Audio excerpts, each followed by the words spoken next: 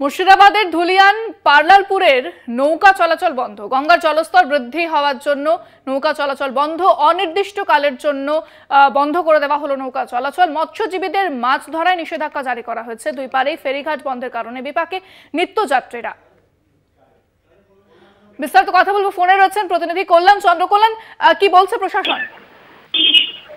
প্রশাসন যেটা বলছে যে গঙ্গার জলস্তর একদিকে যেমন বৃদ্ধি পেয়েছে, তেমনি পাশাপাশি টানা বৃষ্টি এবং এই প্রতিকূল আবহাওয়ার কারণে ধুলিয়ান পার্লারপুরের নৌকা চলাচল অর্থাৎ ফেরিঘাটের যে নৌকা চলাচল সেটা অনির্দিষ্টকালের জন্য বন্ধ করে দেওয়া হয়েছে। যার ফলে যারা নিত্যযাত্রী তারা পড়েছেন সমস্যায়, বিশেষ করে যারা শিক্ষক শিক্ষিকা রয়েছেন এবার থেকে অর্থাৎ এই ধুলিয়ান থেকে যারা মালদহ জেলাতে তারা শিক্ষকতা করতে যান তারা সমস্যায় পড়েছেন, কারণ এই জলপথ তাদের কাছে অনেক সুবিধা, ঘুর পথে সড়ক পথে যেতে হচ্ছে। যার ফলে কিন্তু এই কারণে নিত্যযাত্রীর পাশাপাশি সাধারণ মানুষও এলাকার সমস্যায় পড়েছে। প্রশাসন যেটা জানাচ্ছে যে আবহাওয়া পরিস্থিতি ভালো হলে কিন্তু খুলে দেওয়া হবে ফেরিঘাট, তবে এই মুহূর্তে অনির্দিষ্টকালের জন্য বন্ধ করে দেওয়া হয়েছে।